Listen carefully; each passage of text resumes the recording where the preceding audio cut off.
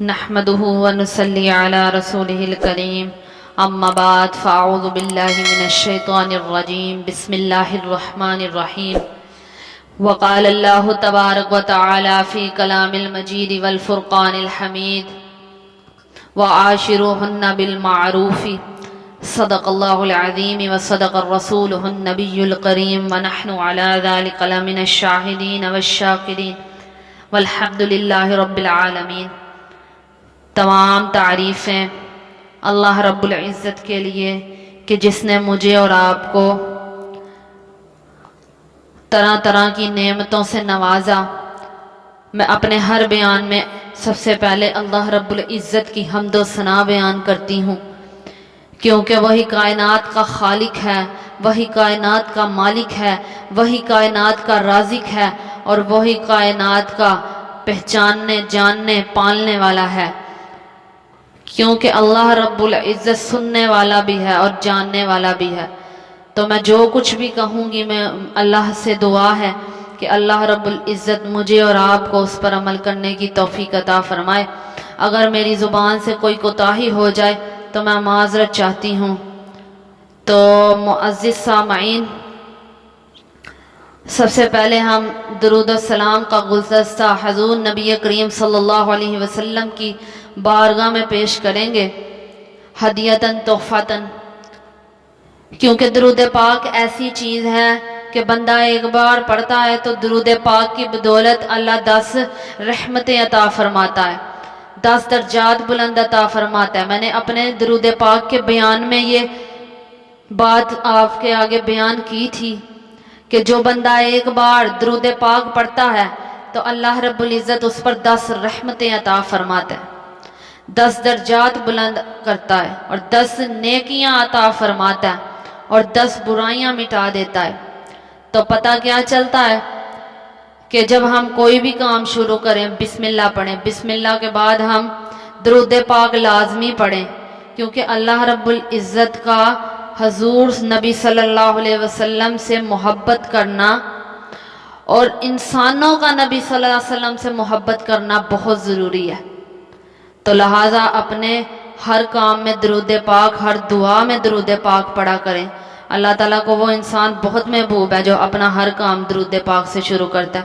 تو کیوں نہ ہم آج اپنا یہ جو بیوی کے حقوق ہم نے بیان کرنے ہیں تو سب سے پہلے درود پاک پڑھیں، اور حضور نبی صلی اللہ علیہ وسلم کے فرمان کو بیان کرنے سے پہلے، اللہ کے فرمان کو بیان کرنے سے پہلے اپنے نبی کو درود کا گلدستہ پیش کریں، تاکہ اللہ اور اس کے رسول کی ذات ہم سے خوش اور راضی ہو جائے۔ تو خلوص دل کے ساتھ آپ نے درود پاک پڑھنا ہے۔ اللہم صلی علی محمد وعلی آل محمد کما صلیت علی ابراہیم وعلی آل ابراہیم انک حمید مجید۔ اللہم بارک علی محمد وعلی آل محمد کما بارکت علی ابراہیم وعلی آل ابراہیم انک حمید مجید۔ صدق اللہ العظیم۔ تو حاضرین کرام، میں نے آپ کے سامنے سورہ نساء کی آیت نمبر 19 جو بیان فرمائی، اس میں اللہ رب العزت قرآن مجید میں ارشاد فرما رہے ہیں وَعَاشِرُهُنَّ بِالْمَعْرُوفِ، اور تم اپنی عورتوں کے ساتھ اچھا سلوک کرو۔ تو یہ آیات ہمیں کیا بتا رہی ہیں کہ اللہ رب العزت نے قرآن مجید کی سورہ نساء میں آیت نمبر 19 میں یہ ارشاد فرمایا کہ اپنی بیویوں کے ساتھ اچھا سلوک کرو۔ تو اللہ رب العزت کا فرمان ہے سورہ بقرہ میں بھی، عورتوں کے حقوق بھی مردوں پر ایسے ہی ہیں جیسے کہ مردوں کے حقوق عورتوں پر ہیں۔ تو معزز سامعین، حضور نبی صلی اللہ علیہ وسلم کے بھی کچھ ارشادات بیوی کے بارے میں ہیں، اور اللہ تعالیٰ نے بھی قرآن مجید کی سینکڑوں آیات میاں بیوی کے بارے میں اتاری ہیں۔ سب سے پہلے اللہ رب العزت نے میاں بیوی کا رشتہ پیدا کیا، اور یہ ایک مقدس رشتہ ہے۔ اللہ تعالیٰ نے اس مقدس رشتے کو اس وقت سے قائم کیا جب سے حضرت آدم علیہ السلام اور حضرت حوا علیہ السلام کو پیدا کیا، اور ان کے دلوں میں ایک دوسرے کے لیے محبت ڈال دی، تو معلوم ہوا کہ میاں بیوی کا جو رشتہ ہے وہ بہت ہی پاکیزہ رشتہ ہے۔ تو اسی وجہ سے اللہ نے تلقین کی کہ خاوند اور بیوی دونوں اپنے اپنے فرائض کو ایمانداری سے ادا کریں۔ پہلے میں نے آپ کو ایک دو دن پہلے جو میں نے بیان کیا شوہر کے حقوق کے بارے میں، اس میں نے آپ کو بتایا تھا شوہر کے حقوق کہ مرد جو ہیں عورتوں پر حکمران ہیں، اسی طرح اللہ تعالیٰ نے جس طرح مرد کو جو ہے بیوی کے معاملے میں جو ہے حقوق حاکم بنایا، تو اسی طرح اللہ تعالیٰ نے عورت کو بیوی ہونے کی حیثیت سے بہت سے حقوق سے نوازا ہے۔ جس طرح اللہ تعالیٰ نے مرد کو جو ہے دین اسلام میں اہمیت عطا فرمائی ہے، اسی طرح اللہ رب العزت نے بیوی کو بھی اہمیت عطا فرمائی ہے۔ تو سارے رشتے جو ہیں خاوند اور بیوی سے جنم لیتے ہیں۔ بیوی کا رشتہ جو ہے اور خاوند کا رشتہ وہ سب سے بنیادی ہے، یعنی سب سے پہلے اسلام میں میاں بیوی سے بنیاد رکھی گئی۔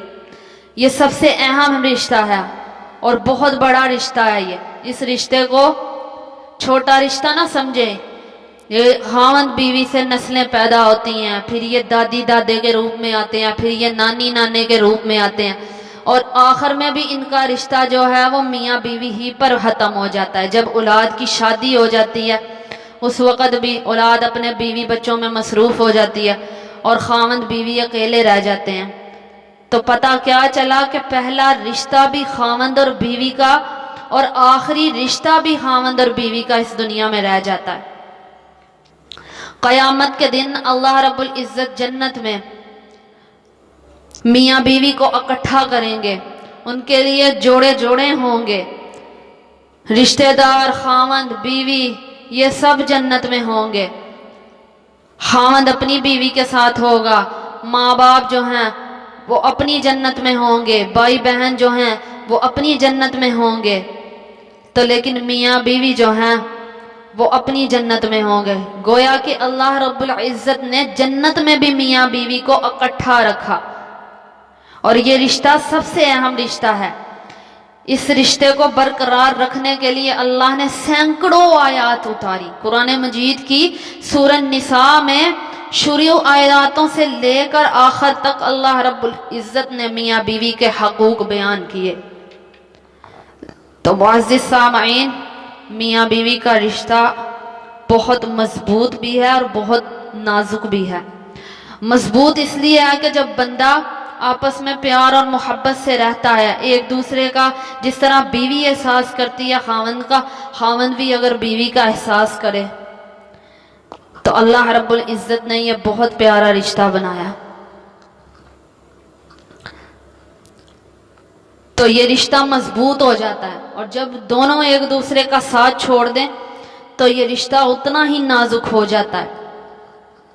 تو اللہ رب العزت کے قرآن مجید میں میاں بیوی کے بارے میں بہت سے حقوق ہیں۔ تو معزز سامعین، آئے میں آپ کو بتاؤں کہ رسول اللہ صلی اللہ علیہ وسلم نے اپنی بیویوں کے ساتھ اپنی زندگی کیسے گزاری تھی، اور حدیث پاک میں انہوں نے کیا فرمایا۔ حضور صلی اللہ علیہ وسلم نے مشکات شریف کی حدیث ہے، ان کا مبارک ارشاد ہے، عورتوں کے بارے میں تم اللہ سے ڈرتے رہو کیونکہ تم نے ان کو اللہ کی امان کے ساتھ لیا ہے۔ تو معزز سامعین، اللہ کے نبی صلی اللہ علیہ وسلم دوسری حدیث میں فرما رہے ہیں، تم میں سب سے اچھا وہ ہے جو اپنے گھر والوں کے ساتھ سب سے بہتر سلوک کرتا ہے، یعنی اپنے بیوی بچوں کے ساتھ، اور کامل مومن وہ ہے جس کے اخلاق اچھے ہیں۔ میں نے اخلاق کی حدیث میں بیان فرمایا کہ نبی صلی اللہ علیہ وسلم نے فرمایا تم میں بہترین وہ ہے جن کے اخلاق اچھے ہیں۔ تو اللہ کے نبی صلی اللہ علیہ وسلم فرما رہے ہیں کہ تم میں بہترین وہ بھی ہیں جو اپنی بیویوں کے ساتھ اچھا سلوک کرتے ہیں۔ آج گھر میں خاوند آئے، کئی خاوند ایسے ہوتے ہیں، عورت سارا دن کام لگی رہتی ہے، خاوند کی خدمت میں مصروف رہتی ہے، گھر میں آتے ہی تیوڑیاں چڑھانا شروع، عیب اچھالنے شروع، میری بیوی تو مجھے پوچھتی نہیں، کھانا ٹھیک نہیں بناتی. اور اللہ کے بندو، بیوی کا کم سے کم حوصلہ اسے دیا کرو، حوصلہ افزائی کیا کرو. اگر اسے کوئی بات کرے تو آپ کا کام ہے کہ آپ اس کو سمجھائیں کہ میری بیوی کام کرتی ہے، میری بیوی خیال رکھتی ہے میرا، تو میں اپنی بیوی سے بڑا خوش ہوں. اور جب خاوند ہی اٹھ کر یہ کہے کہ مجھے اپنی بیوی سے گلہ شکوہ ہے تو بہت بری بات ہے. دین اسلام میں اللہ کے نبی صلی اللہ علیہ وسلم حسن معاشرت میں اپنی بیویوں کے ساتھ بہت اچھے تھے. حدیث میں نبی صلی اللہ علیہ وسلم ہے کہ جب نبی صلی اللہ علیہ وسلم گھر میں تشریف لاتے تو آپ اپنی بیویوں کے ساتھ ہنستے تھے. حالانکہ آپ صلی اللہ علیہ وسلم کی داڑھیں مبارک بھی جو ہے نا نظر آنا شروع ہو جاتی تھی. اتنا آپ صلی اللہ علیہ وسلم ہنستے تھے اور ایک دوسرے کے اوپر مطلب گرتے تھے، اتنا ہنسی مذاق کرتے تھے. اور اگر کوئی ایسا خاوند ہو تو وہ اپنی بیوی سے فری نہیں ہوتا، کہتا کہ میں اسے سر پہ چڑھا کے تو نہیں رکھوں گا، بیوی کو میں لے کر کس لیے آیا ہوں، میں اس کے ساتھ فری نہیں ہوں گا، میری عزت کم ہو جائے گی. میرے بھائیوں، یہ بہت غلط بات ہے. آج میرا یہ میسیج آپ کے لیے ہے، اپنا گھر بسانا چاہتے ہو تو ایک دوسرے سے حسن سلوک سے پیش آؤ. دیکھو اللہ کے نبی صلی اللہ علیہ وسلم جو اللہ کے اتنے قریب تھے، وہ اپنی بیویوں کے ساتھ گھر میں کیسے رہتے تھے. اللہ تعالیٰ نے ان کو کتنی عزت دی تھی. آپ صلی اللہ علیہ وسلم باوجود اس کے کہ ان کے دل میں اللہ کا اتنا خوف تھا، اس خوف کے بعد بھی اللہ کے نبی صلی اللہ علیہ وسلم اپنی بیویوں کے ساتھ ہنسی مذاق کرتے، ان کو پورا حق دیتے. آپ جس رات جب جس بھی بیوی کی باری ہوتی تھی نا، آپ صلی اللہ علیہ وسلم کی جو ہے 11 بیویاں تھی اور 12ویں باندی جو آپ صلی اللہ علیہ وسلم کے نکاح میں آئی تھی، تو اللہ کے نبی صلی اللہ علیہ وسلم جس کے گھر میں جس بیوی کے گھر میں ان کی پہلے باری ہوتی تھی نا، پہلے اس بیوی کے پاس جاتے، ان سے کچھ باتیں کرتے، ہنسی مذاق کرتے، ان کا حال معلوم کرتے اور پھر سوتے تھے. یہ میرے نبی صلی اللہ علیہ وسلم کی سنت ہے میرے بھائیوں، یہ میرے آقا کی سنت ہے کہ جب گھر میں آؤ تو بے شک تھکے ہوئے ہی کیوں نہ آؤ، تو بیوی بہت سارا دن انتظار کر رہی ہوتی ہے آپ لوگوں کا. اور جب آپ آتے ہیں، آتے ساری آپ کھانا کھاتے ہیں اور بیوی کی قدر نہیں کرتے. کھانا کھاتے ہیں، کھاتے ساری بائے دوستوں میں چلے جاتے ہیں، فلاں دوست کے پاس جا رہا ہوں، گپ شپ لگانے جا رہا ہوں. حالانکہ آپ کی بیوی آپ کے لیے سب سے اہم ہے. دوست تو آپ کے لیے اہم نہیں ہے نا، بیوی اہم ہے. کہ جس کو اللہ رب العزت قرآن مجید میں فرما رہے ہیں کہ تم ان سے اچھا سلوک کرو. دوستوں کے بارے میں تو اللہ تبارک و تعالیٰ نے قرآنوں میں آیتیں نہیں اتاری قرآن پاک میں، لیکن اللہ رب العزت نے بیوی کے بارے میں فرمایا. میرے آقا کی سنت دیکھیں کہ جب آپ صلی اللہ علیہ وسلم رات کو آتے تھے، جس بھی بیوی کے پاس آتے تھے پہلے گپ شپ کیا کرتے تھے، اس کے بعد آپ صلی اللہ علیہ وسلم آرام فرماتے، یعنی بیوی کو بھی ٹائم دیتے. انہوں نے ایک وقت مقرر کیا ہوا تھا، ہر کام کو وقت سے کرتے، لیکن اپنی بیویوں کے لیے بھی وقت نکالتے. آج خاوند گھر میں آئے تو کہتے ہیں میں کام سے آیا ہوں، تھکا ہوا ہوں، اور جب باہر دوست آ کے دروازہ کھٹکھٹاتا ہے تو کہتے ہیں کہ میں آتا ہوں. رات کے 12-1 بج جاتے ہیں، لیکن بیوی بیچاری سسکتی جو ہے سو جاتی ہے، اس کا انتظار کرتے. اللہ کے بندو تھوڑا سا رحم کرو، وہ بھی تو کسی کے گھر سے آپ کے لیے سارے رشتے ختم کر کے آئی ہے. کس کے لیے؟ آپ لوگوں کے لیے. اور جب آپ ان کے لیے ٹائم نہیں نکالو گے تو اللہ کے نبی صلی اللہ علیہ وسلم نے فرمایا کہ اپنی بیویوں کے ساتھ اچھا سلوک کرو. تو نبی صلی اللہ علیہ وسلم نے بیوی کے بہت سے حقوق بیان فرمائے. آپ نے فرمایا کہ بیوی کی عزت کرو، اس کی جائز بات کو اہمیت دو، بیوی کی ضروریات زندگی کو خوشی سے پورا کرے. یہ نہیں کہ بیوی کہہ رہی ہے کہ مجھے فلاں چیز لا کے دو تو آپ ناک چڑھا کے چلے گئے. اور بیوی کو بھی چاہیے کہ اپنے خاوند کو اتنی ہی فرمائش کرے جتنی اس کو گنجائش ہے. یہ نہیں کہ اب بیوی بھی تنگ کرتی جائے کہ مجھے جہاں سے مرضی لا کے دو.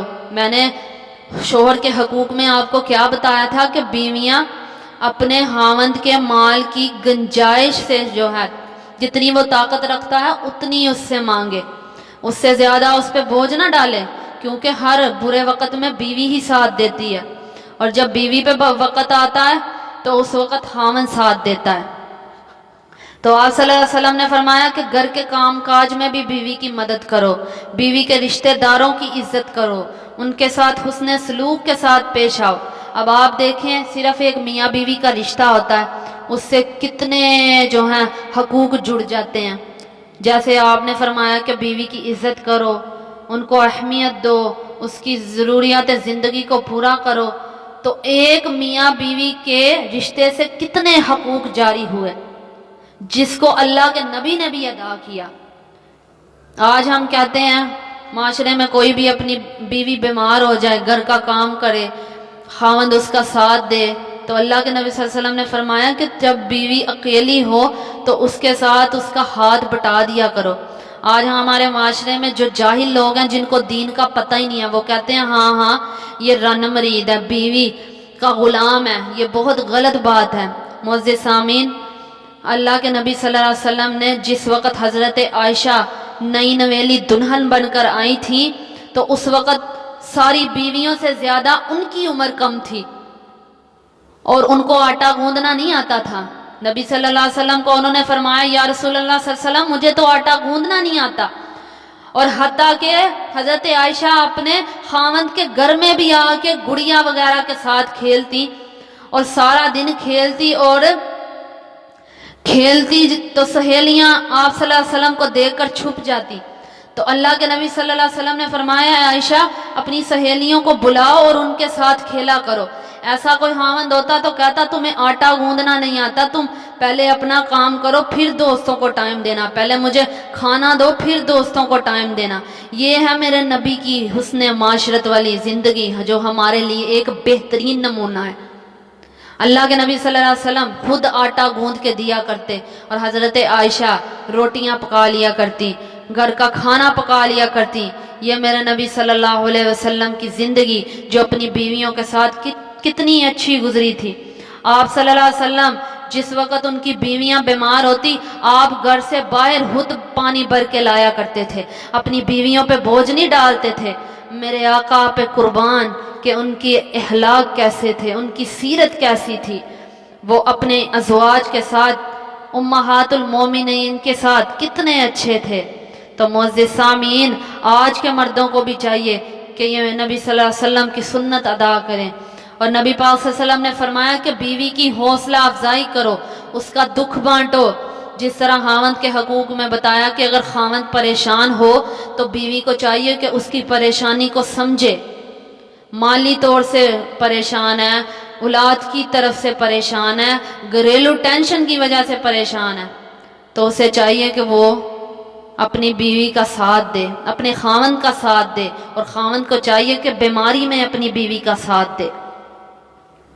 تو بیوی کی رازداری کو قائم رکھے، یعنی اگر کوئی وہ راز کی بات آپ کو بتا دے اور کہہ دے کہ آپ نے فلاں بات جو ہے وہ نہیں کرنی ان سے، فلاں بندے سے یہ بات آپ نے نہیں کرنی، تو آپ کا حق بنتا ہے کہ اپنی بیوی کو جو اس نے بات بتائی ہے اس کو رازداری میں ہی رکھیں، اس کا دل نہ دکھائیں، اور کوشش کریں کہ اللہ کے نبی صلی اللہ علیہ وسلم نے فرمایا کہ ان سے بری بات نہ کہیں، اور آپ صلی اللہ علیہ وسلم نے منع فرمایا کہ بیوی کے منہ پر نہ مارے کیونکہ وہ نازک ہے۔ ایک مرتبہ ایک صحابی رسول صلی اللہ علیہ وسلم آئے اور آ کر کہتے ہیں یا رسول اللہ صلی اللہ علیہ وسلم میری شادی ہے، مجھ پر میری بیوی کا کیا حق ہے؟ تو آپ صلی اللہ علیہ وسلم نے فرمایا کہ جو تم کھاؤ وہ اس کو کھلاؤ، اور جو تم پہنو وہ اس کو بھی پہناؤ، یعنی جتنا قیمتی لباس تم پہنو گے اتنا ہی قیمتی اس کو پہناؤ۔ اب یہ نہیں کہ آج کے خاوند کیا کرتے ہیں، باہر جاتے ہیں خود ڈیسنٹ بند کراتے ہیں، گھر میں بیوی جو ہے وہ اسی طرح بکھرے بال، غبار آلودہ، لباس بھی گندا ہوتا ہے، اور جب اللہ نے دیا بھی ہوتا ہے اپنی بیوی کا مالی طور سے بھی خیال رکھیں۔ اللہ کے نبی صلی اللہ علیہ وسلم نے فرمایا ان کا خرچہ بھی تمہاری ذمہ داری ہے، ان کا کھانا پینا بھی تمہاری ذمہ داری ہے۔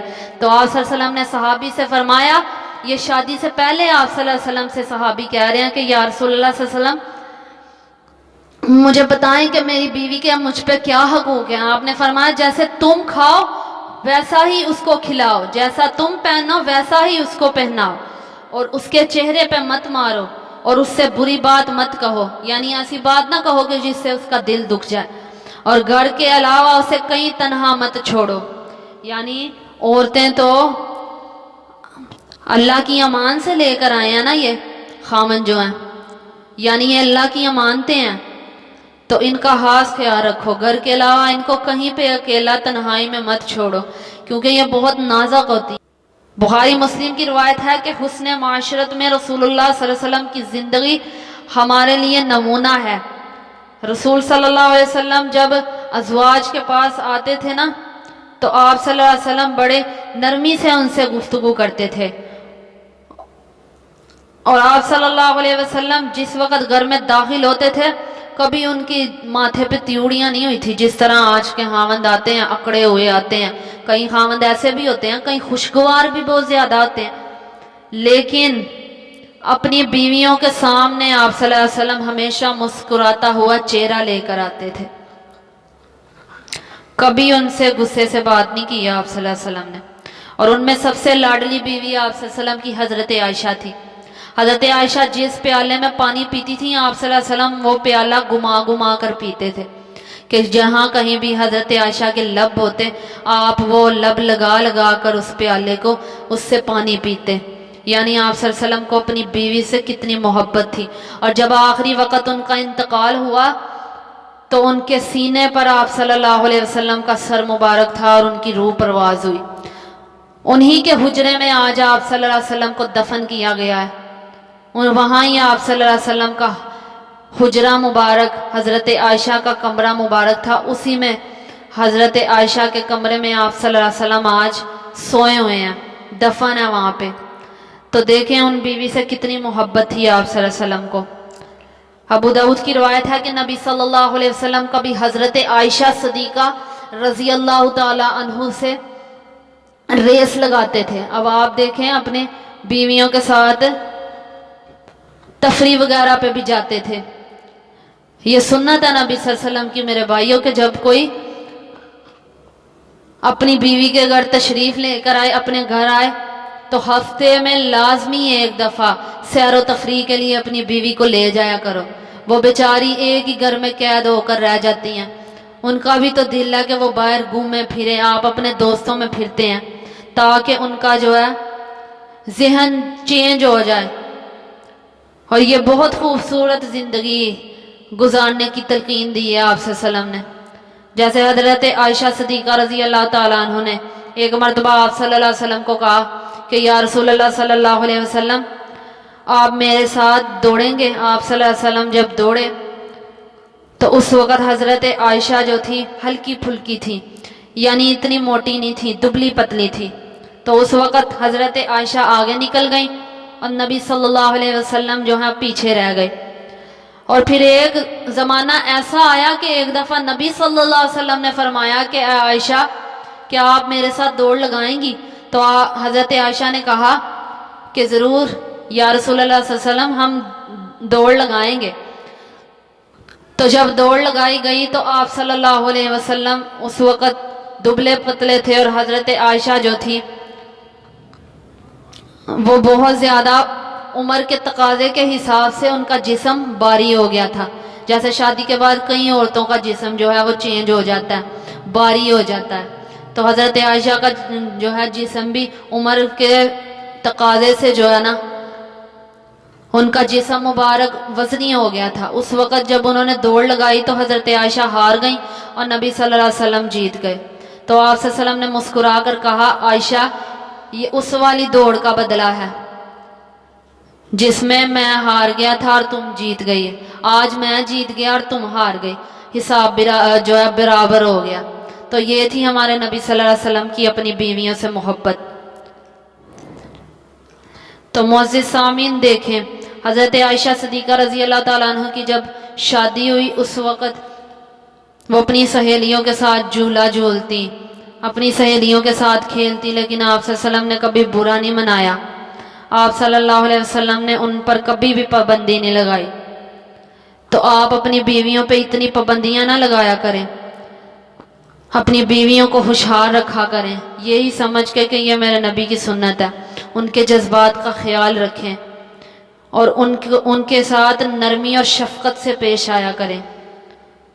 اور جب وہ اگر کسی بات پر غصہ کر لیں، یعنی آپ کو کوئی بھی اس کی بات بری لگے یا غصہ آئے، تو صبر اور ضبط سے کام لے لیا کریں، ان میں عدل و برابری کا سلوک کریں، یعنی جس طرح اپنے گھر والوں کے ساتھ انصاف کرتے ہیں اسی طرح اپنی بیویوں کے ساتھ بھی انصاف کیا کریں۔ اور آپ صلی اللہ علیہ وسلم نے بیوی کی مار کٹائی اور اس کو گالی دینے سے اور تانا دینے سے بھی منع فرمایا، کیونکہ تانا زنی تو دیکھیں دل دکھانے والی چیز ہے، اور جب وہ ہمارے لیے اتنا کچھ چھوڑ کے آئی ہے، اپنا ماں باپ، اپنے بہن بھائی، اپنے رشتہ دار، اپنی سہیلیاں، اپنا گھر بار، 20 سال وہاں اس نے بچپن سے اب تک گزارے، اب وہ پوری زندگی آپ کے ساتھ گزارے گی، تو کیا آپ اس کی بات کو برداشت نہیں کریں گے؟ اپنی بیوی کی ہر بات کو برداشت کریں۔ آپ صلی اللہ علیہ وسلم سے حضرت عائشہ جب بھی کوئی مذاق کیا کرتی تھی تو آپ صلی اللہ علیہ وسلم برداشت کر لیتے تھے، آپ ان کے ساتھ ہنستے بھی تھے، مسکراتے بھی تھے، ہنسی مذاق بھی کرتے تھے، گپ شپ بھی لگاتے تھے، کبھی انہوں نے ان کی کسی بات پہ غصہ نہیں کیا، اور جب وہ روٹھ تھی تو آپ صلی اللہ علیہ وسلم ان کو مناتے بھی تھے۔ آپ صلی اللہ علیہ وسلم نے دیکھیں دین میں اپنی بیویوں کے ساتھ کتنا اچھا سلوک کر کے ہم لوگوں کو یہ بتا دیا ہے کہ ہمیں جو ہے اپنی بیویوں کے ساتھ اچھا سلوک کرنا چاہیے، پہلے دن سے لے کر ہماری زندگی ختم ہونے تک ہمیں ان کے ساتھ اچھا سلوک کرنا چاہیے، یہ نبی صلی اللہ علیہ وسلم کی تلقین ہے۔ اور دیکھیں نا اب اللہ تعالیٰ نے قرآن پاک میں بھی کہہ رہے ہیں، جو میں نے آیت آپ کے سامنے تلاوت کی کہ اپنی بیویوں کے ساتھ اچھا سلوک کرو، اور سورۃ بقرہ میں بھی اللہ تعالیٰ نے ارشاد فرمایا کہ جیسے مردوں کے حق عورتوں پہ ہیں، عورتوں کے بھی مردوں پہ حق ہیں، ٹھیک ہے؟ یعنی جس طرح سے شوہر کے حقوق بھی بیوی پہ ہوتے ہیں نا، اسی طرح بیوی کے کچھ حقوق بھی شوہر پہ ہوتے ہیں۔ تو حضور صلی اللہ علیہ وسلم کی بیویاں جب بیمار ہوتی تو آپ ان کا بڑا ساتھ دیتے، جھاڑو بھی لگایا کرتے تھے، یہ دیکھیں سرکار دو عالم صلی اللہ علیہ وسلم کی کتنی اونچی شان ہے، لیکن جب کبھی بیویاں بیمار ہوتی تو حضور صلی اللہ علیہ وسلم گھر میں جھاڑو بھی لگاتے تھے۔ اگر ان کے ذہن میں ایسا ہوتا جیسے عام آدمیوں میں، ہائے ہمیں کوئی دیکھ نہ لے کہ ہم بیوی کی غلامی کر رہے ہیں، لیکن اللہ کے نبی صلی اللہ علیہ وسلم نے گھر میں اپنے جوتوں کو پیوند بھی لگایا، کپڑے بھی خود سلائی کیے۔ آج ہم اپنی بیویوں کو آرڈر کرتے ہیں، چھوٹے موٹے کام بھی کرنے ہوں، وہ بیچاری تھکی ہوتی ہیں، ہم ان پہ آرڈر کرتے ہیں کہ یہ کام بھی ہمیں کر دیں، یہ فلاں کام بھی ہمیں کر دیں، سلائی بھی کر دیں، جھاڑو بھی لگا دیں۔ اللہ کے بندے اگر بیویاں بیمار ہو جائیں تو ان کا احساس کرو، وہ بیچاری تمہارے لیے ہی ہیں یہاں پہ، تمہاری وجہ سے وہ کتنے رشتوں کی خدمت کرتی ہے، اور جب تم اس کا دل توڑ دیتے ہو تو اس وقت اس بیوی کے دل میں کیا گزرتی ہے آپ اس کا اندازہ بھی نہیں کر سکتے۔ تو معزز سامعین، آپ دیکھیں حضرت عائشہ رضی اللہ تعالیٰ عنہ سے آپ صلی اللہ علیہ وسلم کو کتنی محبت تھی،